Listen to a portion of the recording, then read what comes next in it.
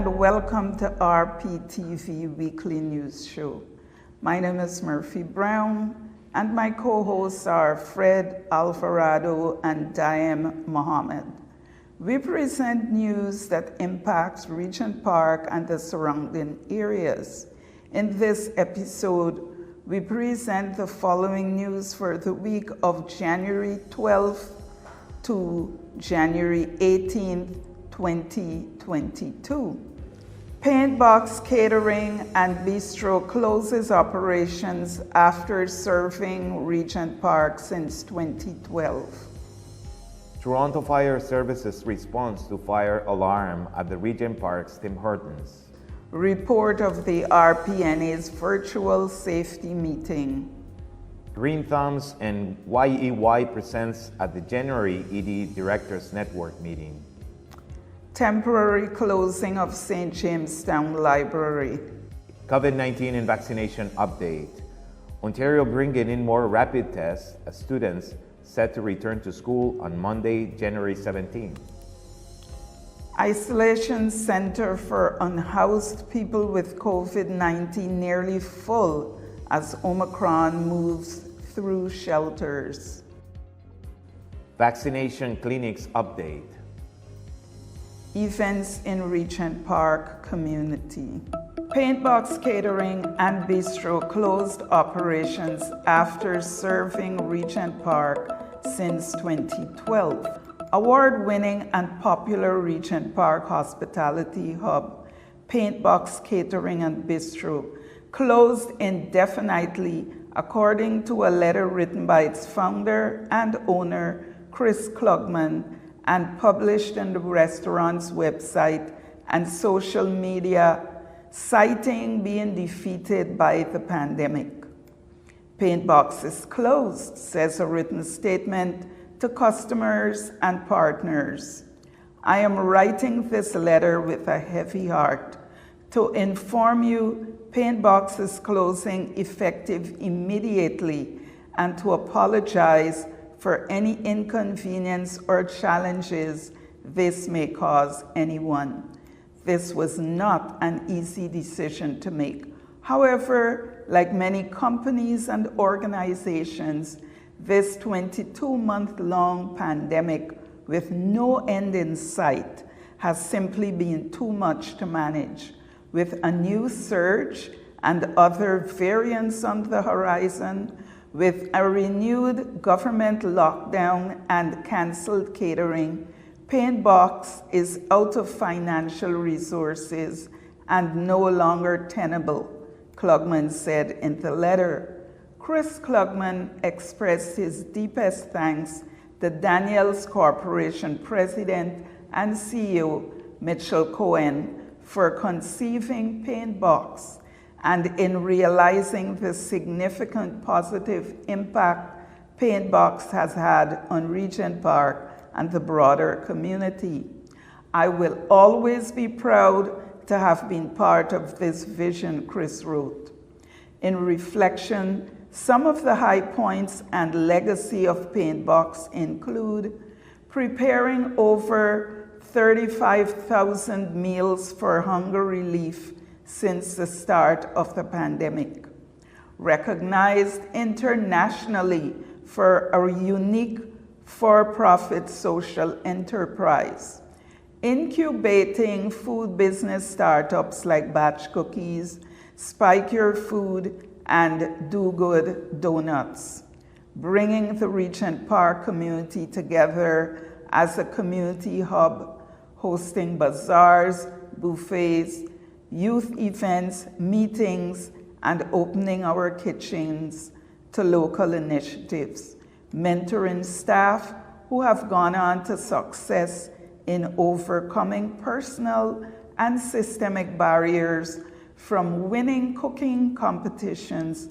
to becoming important voices for gender and racial equality and becoming mentors themselves. One thing I value the most has been the opportunity to work alongside Regent Park residents, grassroots groups, and agencies As co-chair of the SDP Community Building Working Group and other neighborhood programs, Klugman said in the letter. While the pandemic has defeated Paintbox, I personally intend to continue to work toward equity, inclusion, belonging, and building opportunities for all moving forward. I do hope the space can continue to contribute to the vitality of the Regent Park community, whether it's supporting entrepreneurs, arts and cultural programming, neighborhood feel, excitement and happiness, or economic drivers. Again, I would like to thank everyone for their support and inspiration over the years. Chris Klugman closed his letter as Paintbox era comes to an end. Paintbox Bistro will be remembered by Regent Park residents as a company that embraced environmental and social responsibility while providing a superior level of food service and being able to collaborate with the community to fight poverty, promote environmental sustainability, and create employment opportunities. Paintbox was recognized by the BMW Foundation and named Best for the World by B Corporation in 2016, 2017, 2018, and 2019 for its efforts. So far, more than 140 bars and restaurants have closed in Toronto since the start of the pandemic in 2020. Toronto Fire Services responds to fire alarm at the Regent Park's Tim Hortons. Close to 3 p.m. on January 11th at Regent Park Boulevard, smoke could be seen billowing out of the local Tim Hortons at 69 Regent Park Boulevard. Onlookers from a residential building adjacent from the Tim Hortons reported seeing multiple fire trucks and police crusaders promptly arriving to the scene. The street was temporarily closed off and the facility was closed for the remainder of the day while firefighters worked to contain the smoke. Several frequent consumers of the Tim Hortons were shocked to learn that they would not be getting their coffee. Fire Media Department confirmed that the incident was not a fire, but a ruptured hot water pipe. A large volume of steam was issuing from the front door on arrival. A ruptured and flowing hot water pipe in the ceiling area. Crews cleared much of the water from the premises. Eventually, the captain and a plumber were able to shut the water off. Report of the RPNA's virtual safety meeting.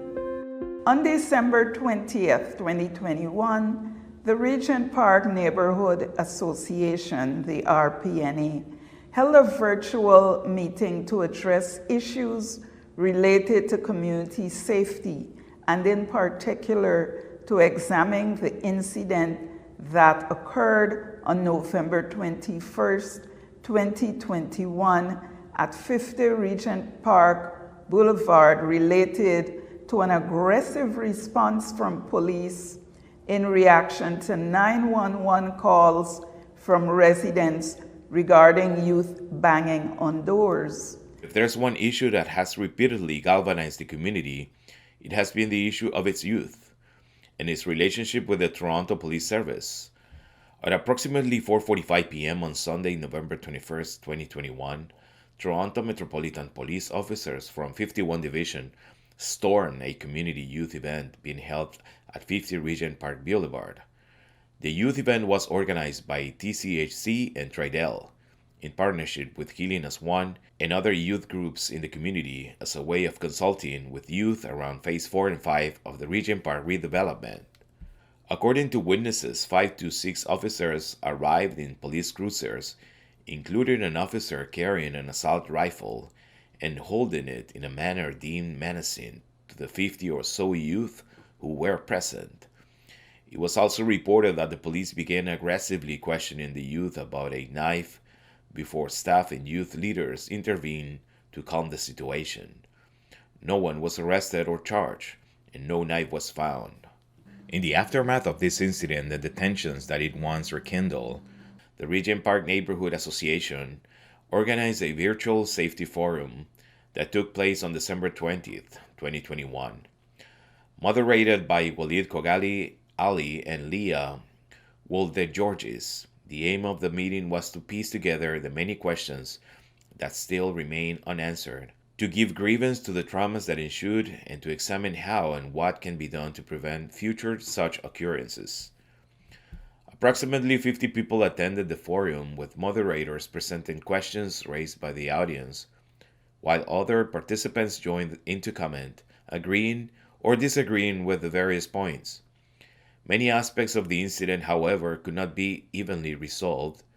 There was the 9/11 calls that described a rampaging group of youths kicking on doors, the mention of knives, residents cowering behind closed doors, the aggression of the police, the helplessness of bystanders, and the assault rifle.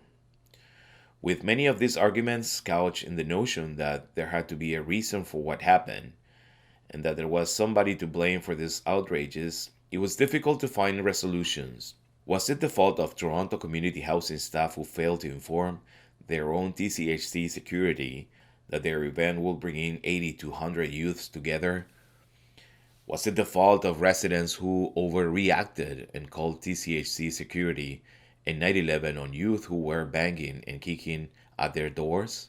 Was it the fault of police who during the investigation could not determine that this was a youthful prank and not a gang incident?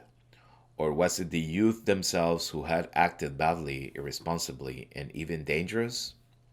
As more and more aspects of the incident were revealed, and as an example of just how polarizing the interpretations of what happened were, a critical moment arose when Mark Tenaglia, the civilian co-chair of the Community Police Liaison Committee, attempted to frame the actions of the police as the police did nothing wrong. They did what they were trained for, to make sure that everyone is safe. He went on to say a rifle is a tool, just as a handgun. The police did what they had to do, and everyone went home safe. What if there was a legit call and there was a gun? Do you want the police calm or not? Don't you want them not calm armed so that they can protect the community? Finally, Mark suggested that it was the kids that caused the trauma to the community, and that maybe the community as a whole needed to take responsibility for the actions of these youth.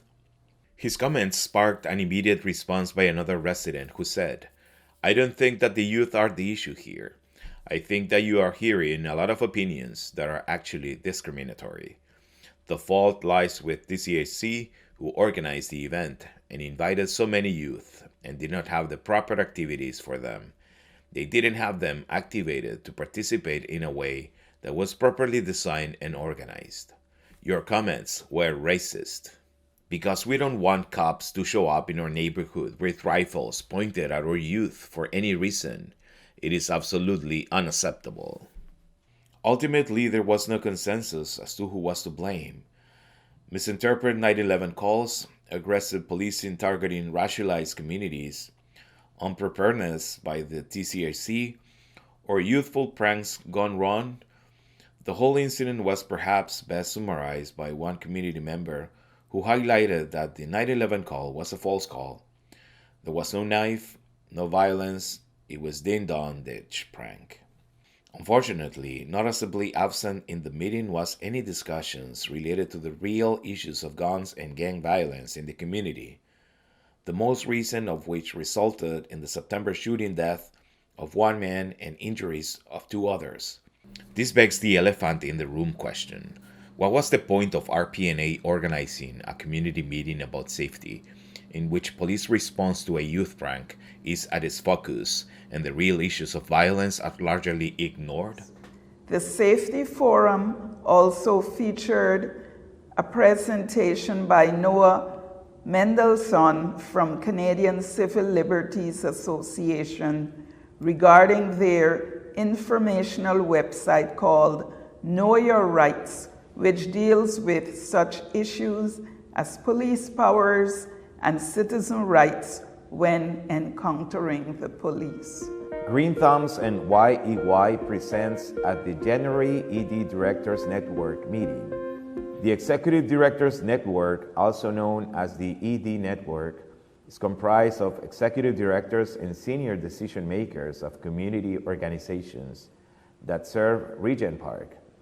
The network meets monthly. The first ED Network meeting of the 2022 year took place over Zoom on Monday, January 11th, 2022. The meeting was facilitated by Jim Nason, the Executive Director of St. Jude's Community Homes. Jim is one of the co-chairs of the network, along with Greg Gary, the Executive Director of K-Club. The meeting began with a COVID update and the difficulties various agencies were having in securing sufficient personal protective equipment for staff, volunteers, and clients. After a brief discussion of the need for a work plan for 2022 year, the next item on the agenda, led by Denise Udi and O'Leary of the Center for Social Innovation and Greg Gary, was on how the ED Network could better support the social development plan and its various committees.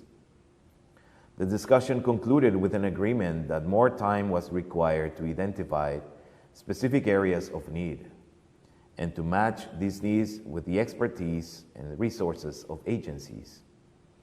The monthly ED Directors meeting often features guest presenters.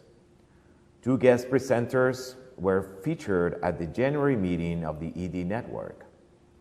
The first presenter was Sunday Harrison, the Executive Director of Green Thumbs, a food and nature literacy program serving Regent Park and the Downtown East.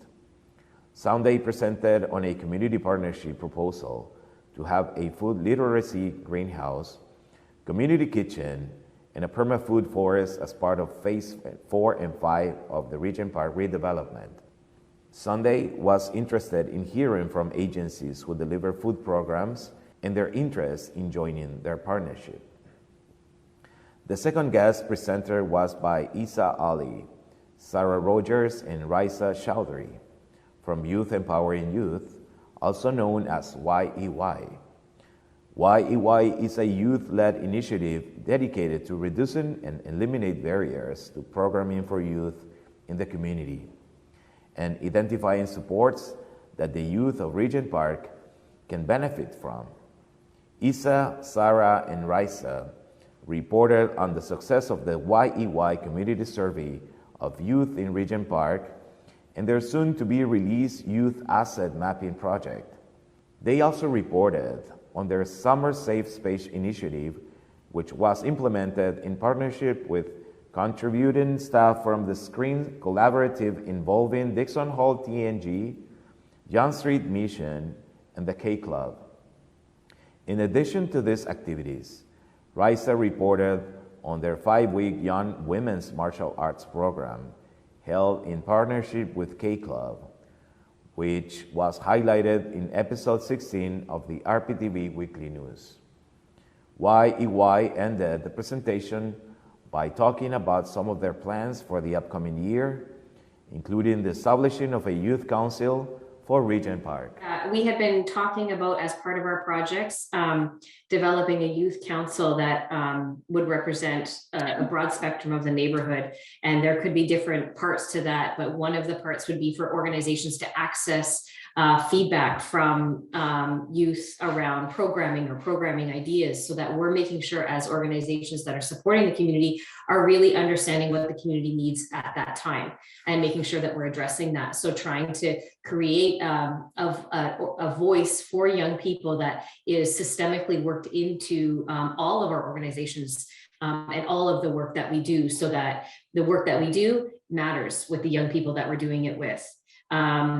And then the other piece was also possibly like a safety lens to that as well, so that youth have a voice and are informed when things happen in our neighborhood, and they feel supported and heard. So those are some of the things that we're going to be looking at, and Lamise and I and Isa will be looking at funding opportunities to create that, so that it's sustainable and would live beyond any of the projects that are currently running. The ED Director Network concluded the meeting by congratulated YEY on their success.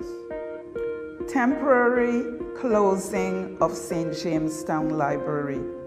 The St. Jamestown Public Library, located at 495 Sherbourne Street, is one of 44 Toronto Public Library branches that have been temporarily closed as of Monday, January 10th, 2022. The St. Jamestown Public Library is one of the very few places where members of the community have access to computers and wireless internet access. Community members and students also have access to dedicated space for group activities, and many students depend on the computers to do research and homework. Now that the St. Jamestown Library is temporarily closed, community members, including elderly people and students of St. Jamestown, will have to travel to the Parliament Street Library to borrow books, use computers, and have access to printers. This will create a hardship, especially for elderly people and parents with small children.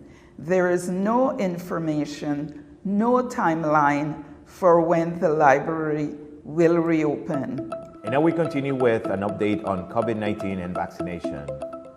Ontario bringing in more rapid tests as students set to return to school on Monday, January 17th.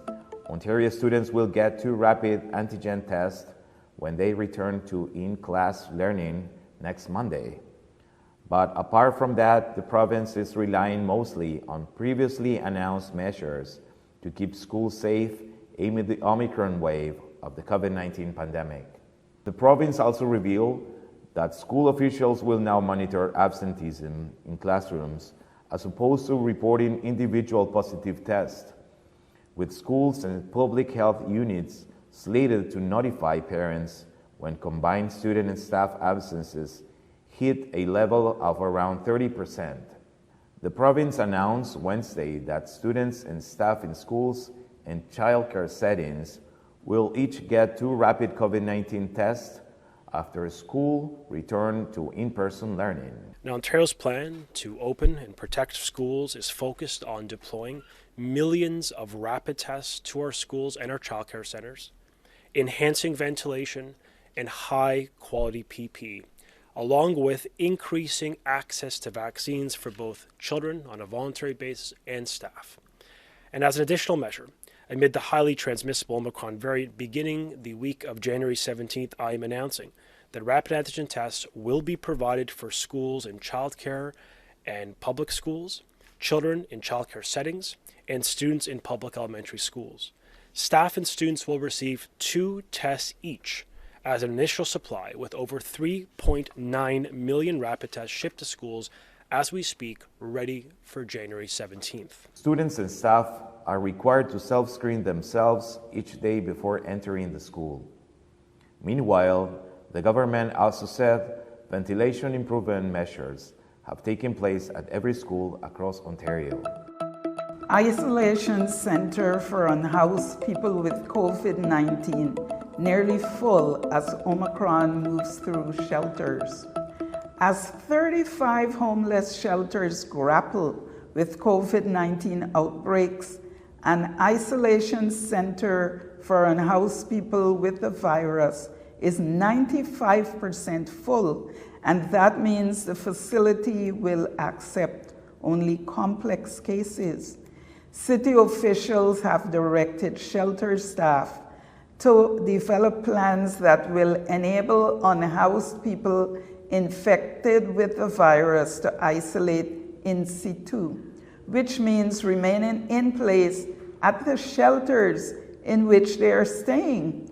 Homeless advocates say people who try to access a bed at the Isolation and Recovery Center are not having any luck, and they are urging the city to enlist outside help, including from the federal government, to manage the rapid spread of the Omicron variant in shelters. They say the city needs to create space in the isolation center, and they say they believe the shelter system may be collapsing because of worker burnout, staff shortages, and the recent number of deaths in the shelter system. According to city data, the city's isolation center is at 95% capacity. The city said there are about 60 rooms at the center for unhoused people who test positive for COVID-19. Greg Cook, an outreach worker at Sanctuary Ministries of Toronto, said the city was not prepared to deal with the onslaught of cases generated by the Omicron variant. Sanctuary is an organization that works with poor and homeless people to provide them with support in reintegrating with the community. I would argue that the city has been slow to respond and was planning for the best case scenario, Cook said. I think the main point is that the city needs to ask for federal relief. Cook said the city is reserving space at the isolation center for the most severe cases, and the result is people don't have options. In a statement, the city acknowledged that the center is nearly full. There is a high demand for the program. However, spaces become available on a daily basis as people are discharged. Individuals who test positive from a congregate shelter setting, non-hotel, will continue to be prioritized for admission for isolation. The city said the isolation center originally could accommodate up to 154 people, but the city has reduced the amount of designated space for isolation and recovery and has begun using floors of the hotel to include shelter space for unhoused people.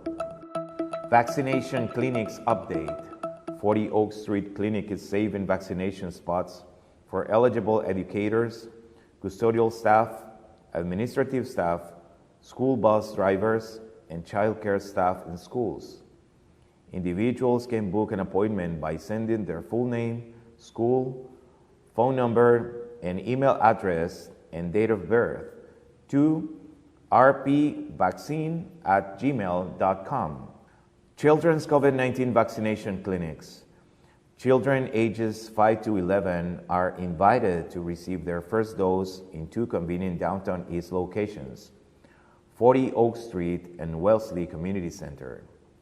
Vaccine clinics for folks 11 years old or older are running Mondays and Fridays from 3:30 p.m. to 8 p.m., as well as Tuesdays starting at 2:45 until 8 p.m. And now we continue with events in Regent Park community with Daiem Mohammad. I'm Daiem Mohammad, and these are the new events in Regent Park. Focus Media Arts Center, the media organization behind RPTV, would like to invite you to join us on Thursday, February 10th for the I Heart Neighborhood virtual charity auction. This collaborative event includes 5 charitable organizations who are coming together for the 3rd year in a row to raise much-needed funds to support important programs and services that positively impact people's lives by providing indispensable opportunities to underserved communities. In addition to Focus Media Arts, the charities are TNG, Jesse's, Business in the Streets, and Urban Arts. Collectively, these agencies serve an estimated 70,000 Torontonians each year. Focus Media Arts Center has been active in Regent Park since 1990 and is dedicated to professional training, mentorships, and participatory media practices, that empower communities to tell their own stories. You can participate and support this fundraiser event in a few ways. First off, you can sponsor the event by donating funds or auction an item into the Focus Media Arts Center or any one of the other partnering organizations. Your donation also helps to support important community programming. You can also participate in the live and silent auction part of the fundraiser, which will be held on February 10th and will feature a wide array of items and services, from jewelry, entertainment, electronics, art, fashion, travel, and more for you to bid on. Lastly, you can support our fundraising endeavor by sharing this event far and wide with your friends, family, and network. We are still looking for sponsors and gift-in-kind donations for both our live and silent auctions, and every bit helps. Muslims in Canada Archives is hosting a presentation, Youth, Faith, and Gentrification, a multimedia exploration into Toronto's Regent Park, that will take place on Wednesday, January 19th, from 5:30 to 7 p.m. online. The presentation will be facilitated by Daiem Mohammad, Assistant Professor of Urban Studies at Innis College in the University of Toronto, and will be offering findings on studies about redevelopment and lived experiences of Muslim youth here in Regent Park that was done by the U of T in partnership with young women involved in Focus Media Arts Center in 2018 and 2019. The study asked the question, who is this revitalization really for? Drawing upon principles of knowledge, justice, and participatory action research, culminating in the co-production of media projects addressing revitalization and gentrification in Regent Park from the Muslim youth perspective. Projects included a podcast, a YouTube mockumentary, a zine, a photography exhibit, and an interactive timeline. To learn more about this captivating research and about our community and its findings, join the event on Wednesday, January 19th. You can register via the Eventbrite link in the description below. Thank you.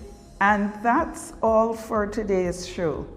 My name is Murphy Brown, and my co-hosts are Fred Alvarado and Daiem Mohammad.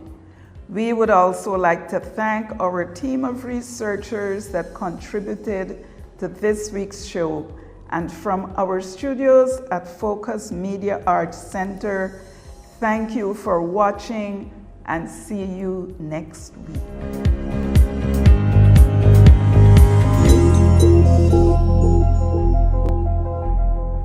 Don't forget to like, comment, share, and subscribe to our YouTube channel, and check out all of our social media platforms.